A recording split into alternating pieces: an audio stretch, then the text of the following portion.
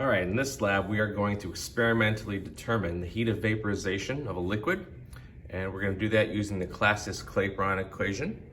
And what you're seeing right here is that equation, and we are going to use the slope generated from this plot to allow us to determine this, the heat of vaporization. So experimentally, our setup is going to include a sidearm flask that has an attachment for a syringe. It's going to be connected to a pressure sensor that is going to be fed into the LabQuest. Also, we're going to use a temperature probe, and the temperature probe is also going to be connected to the LabQuest. And we are going to, first, we are going to take our pressure and temperature of the air in the flask when it is empty. Pressure and temperature. And this is going to be used for a reference because we're going to need these values later. And then we're going to inject the liquid today, which will be ethanol, into the flask. And at the same temperature, record its pressure and its temperature.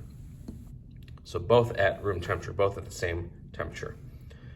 Once we get those values, then we are going to move the apparatus, both the flask and the temperature probe, into varying temperature baths. So a warm example, hot example, a cold bath, and an ice bath. So at least 4 points, maybe 5, depending on time. So the first recordings then will be the total pressure inside the flask at varying temperatures. Now, the pressure inside the flask,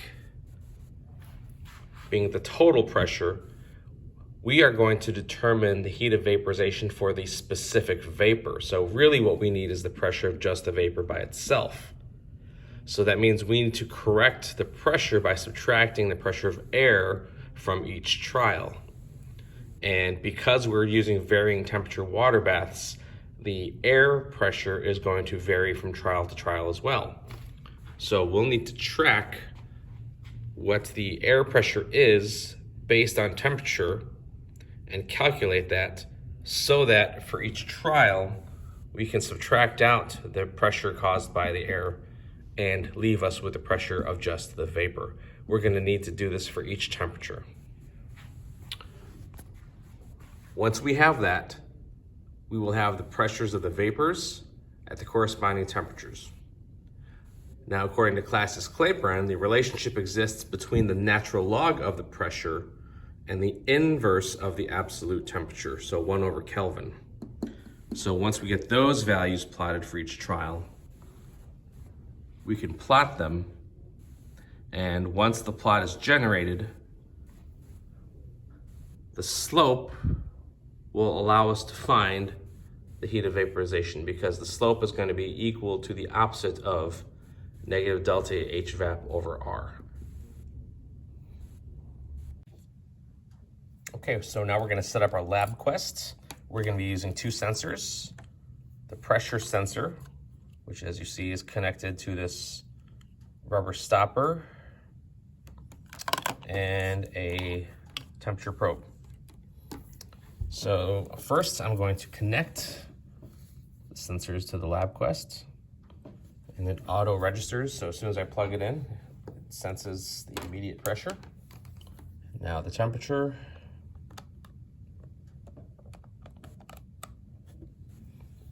Okay. The LabQuest defaults to kilopascals, but we want to use atmospheres. So we'll just go ahead and tap on the meter, change units, atmospheres. And while we're here, we might as well change our temperature into Kelvin. So the method of collection is going to be selected events, because we don't want this to just run the entire time. We want to tell it exactly what points to take. And because whenever there's 2 sensors plugged in, the LabQuest is going to show you 2 graphs, but we're not going to want to watch 2 graphs. So I'm going to reduce the graphs to 1. So I tap on graph options, And here on the left-hand side, you see it says graph 1 y-axis, graph 2 y-axis. Well, we don't need a graph 2, so I'm just going to uncheck the graph 2 y-axis. And now it's only showing me one graph. And I can go ahead and change whatever's being plotted simply by tapping on the label of the y or x-axis. Okay, so the LabQuest is set up.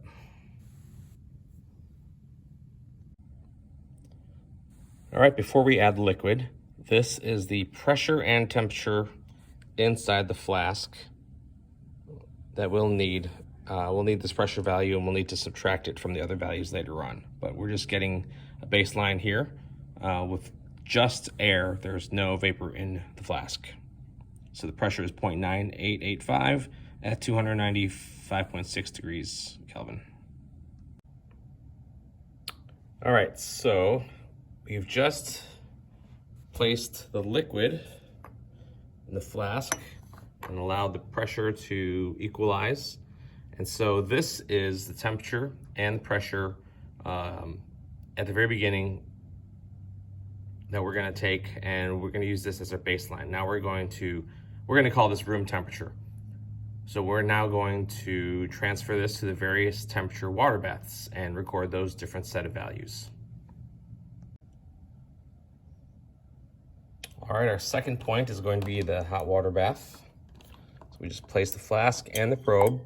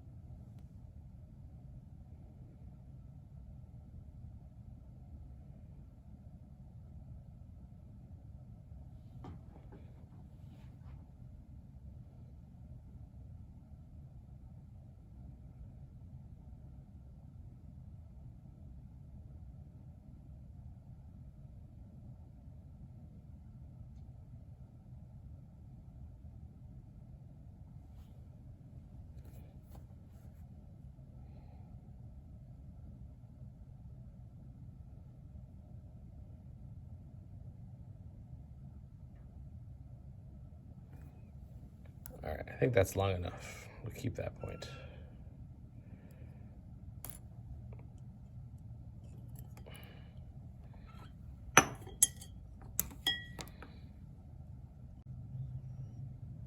So our next point will be slightly cooler water.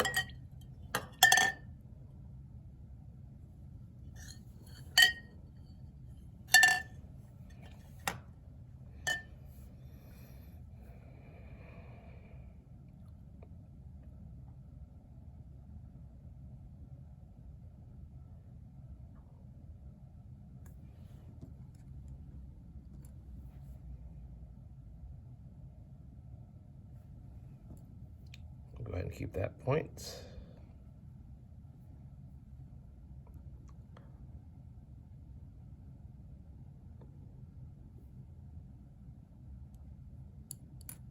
Okay. Our next point will be some cooler water.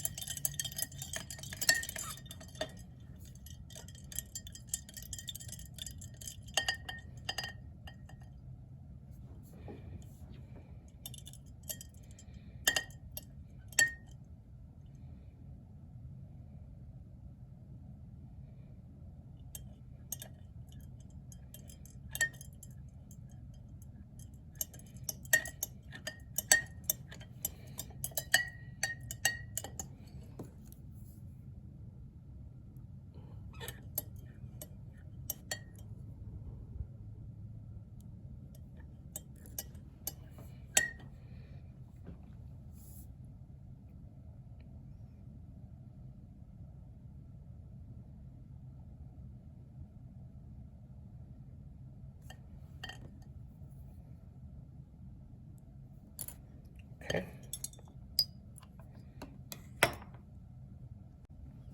And our last point will be with the ice water bath. Notice in the last trial I had a few ice cubes. Now this is mostly ice cubes.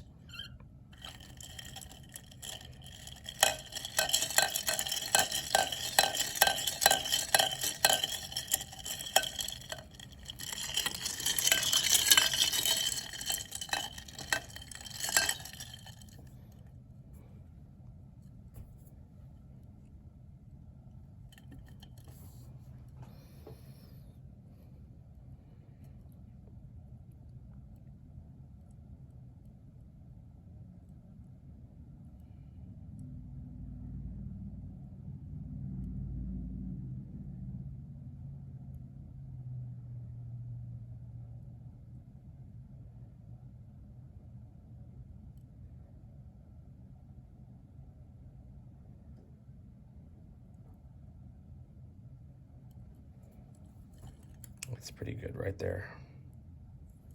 Let's look at her. All right, and those are our plots for our data table. Let me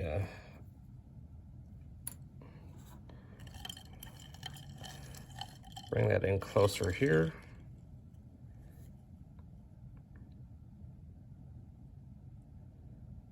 So remember that these are the total pressures. You need to correct the pressure by subtracting the air pressure from each trial. Now, as the temperature changes, you need to re-figure out what the air pressure would be at that new temperature before you subtract.